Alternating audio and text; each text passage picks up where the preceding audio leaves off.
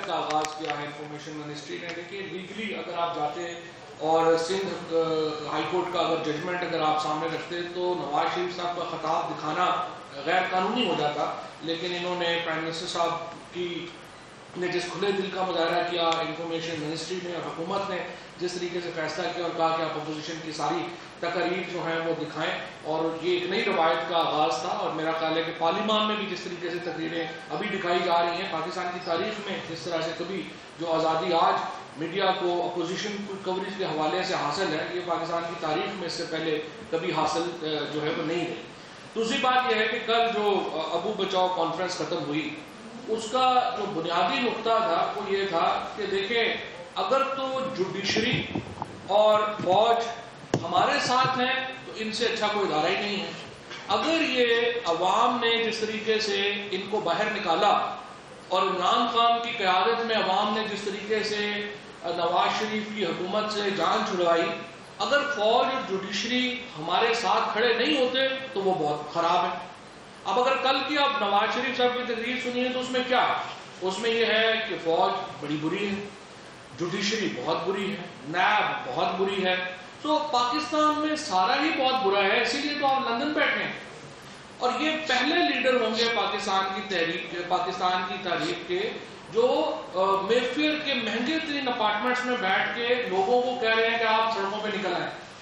اب آپ اندازہ لگائیے اس مذاق کا جو نواز شریف قوم سے کر رہے ہیں اور ہمارے ساتھ کر رہے ہیں.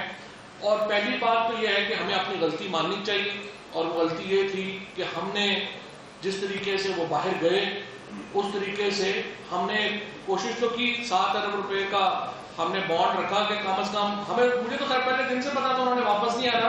اسد بھائی نہیں مان رہے تھے، کہہ رہے تھے آ جائیں گے، اور باقی لوگ جو ہے وہ کہہ رہے تھے کہ آ جائیں گے. لیکن اب ایشو یہ ہے کہ ہمیں پتا تھا کہ انہوں نے واپس نہیں آنا، اسی لیے ہم نے 7 ارب روپے کا بانڈ جو ہے وہ رکھا تھا. اور وہ 7 ارب کا بانڈ اب اسی جوڈیشری نے جس کو وہ کل تنقید کا نشانہ بنا رہے ہیں، اسی جوڈیشری نے ریلیکس کیا تھا. اور اسی جوڈیشری نے کہا تھا کہ نہیں شہباز شریف جو ہے اس کے اوپر چلے جائیں. جو کل کا جو ساری اگر ایمفیسس اگر نواز شریف صاحب کی تقریر کا آپ دیکھیں تو یوں لگتا ہے جیسے انہیں وہ جو بھولنے کی بیماری ہوتی ہے، الزائمر ہو گیا ہے، کہ ان کو یاد ہی نہیں رہا کہ وہ کس طریقے سے سیاست میں اٹھے. یعنی پہلا الیکشن جو انہوں نے لڑا 1979 میں تحریک استقلال کے ٹکٹ پہ نواز شریف، تو کونسلر کا الیکشن ہار گئے تھے گوالمنڈی سے. 1983 میں جنرل جیلانی صاحب کی جو نظر ہے وہ اس نوجوان نواز شریف کے اوپر پڑی اور انہوں نے ان کو اپنا سپورٹس ایڈوائزر لگایا. 1985 میں جنرل جیلانی صاحب نے ان کو اپنا فائنانس منسٹر لگایا. اور اس کے بعد نواز شریف صاحب کا جب وہاں پر پنجاب میں ہوا تو پھر اور کوئی نہیں، اب جنرل ضیاء الحق صاحب جن سے وہ چاہتے ہیں کہ ہمارا کوئی تعلق جو ہے وہ جڑے ہی نہ، وہ بندہ بات ہی نہ کرے، ضیاء الحق صاحب وہاں پہ تشریف لے کے گئے اور انہوں نے بتایا کہ نواز شریف کا قلعہ مضبوط ہے. یہ ابتدا تھی نواز شریف کی سیاست. اس کے بعد اگر آپ عدلیہ کی بات کریں، 1993 میں نواز شریف کی حکومت وہ واحد پاکستان کی تاریخ کی حکومت ہے جو آرٹیکل 52(8)B کے تحت ڈسمس ہوئی اور پھر اس کو عدلیہ نے بحال کیا. اور بے نظیر بھٹو شہید کہتی تھی کہ یہ ایک چمک کا نتیجہ ہے. اس کے بعد نواز شریف صاحب نے 96 میں اس کے بعد جس طریقے سے ججز میں بریف کیس بھیجے گئے، کوئٹہ بینچ کا فیصلہ وہ ہمارے سامنے ہے. اس کے پہلے یہ جو لڑائی ہے فوج کے ساتھ، یہ کسی ایک فرد کے ساتھ نواز شریف صاحب کی لڑائی نہیں ہے. یہ امیر المومنین بننے کا جو ایک سودا ان کے دماغ میں سمایا ہوا ہے، ان کی کسی بھی آرمی چیف سے نہیں بنی، کبھی بھی ان کی فوج سے نہیں بنی. جنرل آصف نواز صاحب ہوں، جنرل جہانگیر کرامت ہوں، جنرل پرویز مشرف ہوں، یا کوئی بھی اور فوج کے چیف ہوں، فوج کا ادارہ ہو، اس سے ان کی نہیں بنی. کیوں نہیں بنی؟ کیونکہ جب آپ یہاں سے پیسے کماتے ہیں، یہاں سے پیسے اٹھا کر کے آپ باہر لے جاتے ہیں اور اس کے بعد آپ چاہتے ہیں کہ ادارے اس کا تحفظ کریں، ادارے ان کا تحفظ نہیں کریں گے. آج جس طریقے سے پاکستان کی حکومت کو، ہمیں تو کوئی فوج سے گلا نہیں، ہمیں تو جوڈیشری سے کوئی گلا نہیں ہے. جوڈیشری میں روزانہ جو ہے وہ روزانہ ہمارے اوپر ریمارکس بھی آتے ہیں, کبھی بات بھی آتی ہے. ہر کیبنٹ میٹنگ میں پرائم منسٹر صاحب یہ کہتے ہیں کہ یہ جوڈیشری کے جو ریمارکس آئے ہیں ان کا احترام کریں. اگر چیف جسٹس صاحب نے کسی بات کے اوپر ڈسپلیئر کا اظہار کیا ہے تو ہمیں کہا جاتا ہے پرائم منسٹر صاحب کی طرف سے اس کو ایڈریس کریں, کیونکہ ہم ایک ڈیموکریٹک گورنمنٹ ہیں, ہم اداروں کو ساتھ لے کے چلنا چاہتے ہیں. اگر آپ جس طرح سے میں عرض کیا, اگر سارے ہی ادارے آپ کے خلاف ہیں, پاکستان کے عوام نے 1,70,00,000 ووٹ پی ٹی آئی کو ملا ہے اور پی ایم ایل این کو 1 کروڑ سے بھی کم ووٹ ملا ہے, اور اسی طرح سے جو پیپلز پارٹی کو بھی جو ووٹ ملا ہے. سو ہمیں پہلی بار اپوزیشن کو, یا کل جس طرح سے نواز شریف صاحب کہہ رہے ہیں, کس منہ سے وہ پرائم منسٹر کو کہہ رہے ہیں کہ وہ استعفیٰ دے دیں. ہم آپ کی ڈھیک سے تو نہیں آئے ہوئے. پاکستان کے عوام نے عمران خان کو پاکستان کا وزیر اعظم بنایا ہے.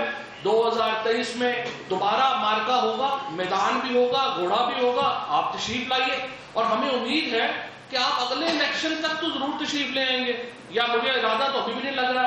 اب بھی جو سارا جھگڑا ہے وہ یہ ہے کہ کسی طریقے سے مریم بی بی کو لندن بھیج دیا جائے.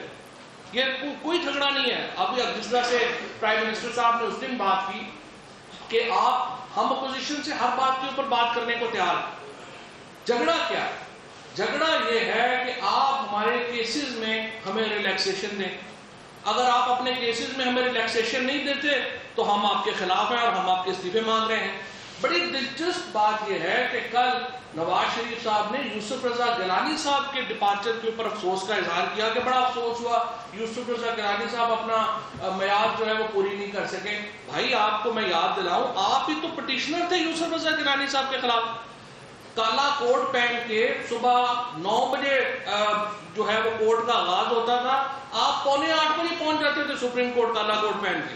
وہ آپ کو بھول گئے. ہر اس ملک میں جمہوریت کے خلاف جتنی سازشیں ہوئی ہیں, نواز شریف اور ان کی قیادت میں مسلم لیگ نون ان سازشوں کا لازمی جزو رہی. اس ملک میں جتنی سازشیں جوڈیشری کے خلاف ہوئی ہیں, نواز شریف اس کا ایک اہم حصہ جو ہے وہ رہے ہیں. اور اب ہمیں بتا رہے ہیں آ کر کے کہ یہ حکومت جو ہے یہ اس طرح آئی ہے اور اس طرح آئی ہے.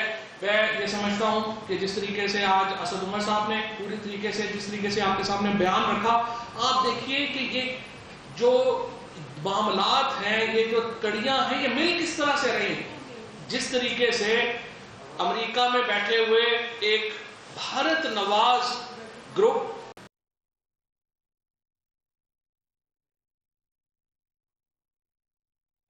اس کی ایک مثال ابھی اسد عمر صاحب نے آپ کے سامنے رکھی کہ کس طرح سے یہ آپ دیکھیں کل کی جو نواز شریف کی تقریر ہے وہ کہاں سیلیبریٹ ہو رہی ہے, ہندوستان میں سیلیبریٹ ہو رہی ہے. اس کا مطلب یہ ہے کہ یہ جو ایک نیریٹو ہے, یہ جو بیانیہ ہے, یہ پاکستان کے اندر نہیں بنایا گیا, یہ پاکستان کے باہر بنایا گیا, اور اس کو کئی ایسی قوتوں کی حمایت اور مدد حاصل رہی ہے. کیونکہ دیکھیں اداروں کے خلاف آپ ایک تحریک کھڑی کریں گے, اس کا فائدہ کس کو ہوگا؟ اس کا فائدہ پاکستان کے دشمنوں کو ہوگا, کیونکہ ریاستیں اداروں کے اوپر کھڑی ہوتی ہیں.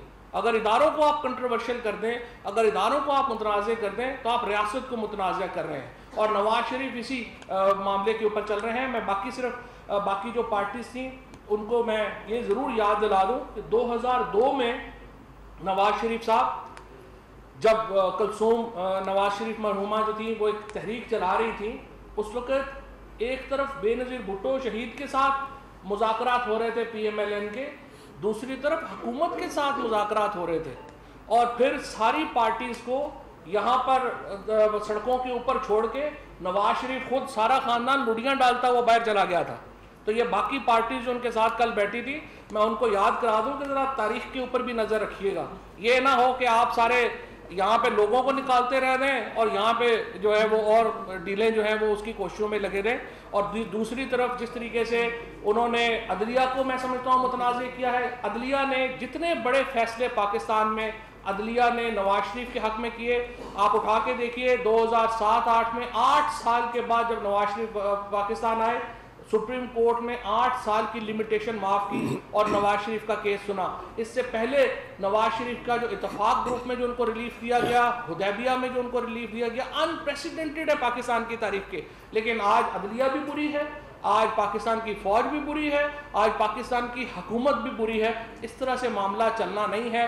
یہاں پر انشاءاللہ تعالی پرائم منسٹر صاحب کو, پاکستان تحریک انصاف کی حکومت کو پاکستان کے لوگوں نے منتخب کیا ہے, اور صرف پاکستان کے لوگوں کے پاس یہ اتھارٹی ہے کہ وہ اپنی حکومت بدل سکیں. بہت شکریہ.